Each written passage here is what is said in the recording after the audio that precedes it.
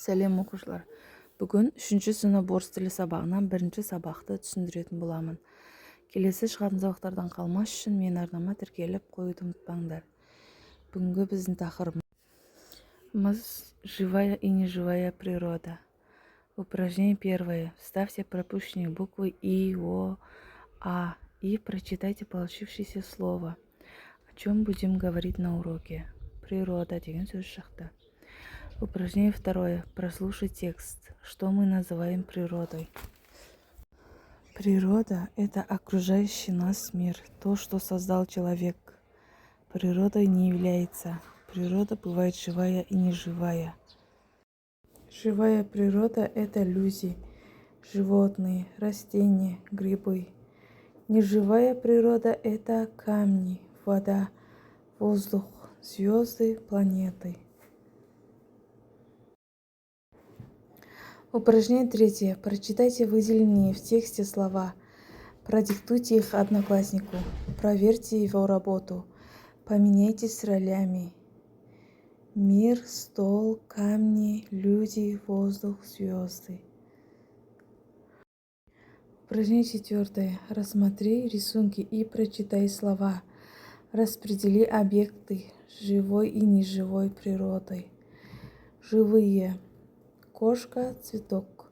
Неживые. Звезды, камень. Упражнение пятое. Продолжи фразы. Соблюдай правила произношения слов. Кошка – это живая природа, а звезды – это неживая природа. Цветок – это живая природа, а камень – неживая природа. Упражнение шестое. Прочитайте слова, поиграйте с одноклассником. Забросьте мячи со словами и действиями в нужную корзину. Объекты живой природы растут, питаются, размножаются, дышат. Объекты неживой природы не растут, не питаются, не дышат, не размножаются.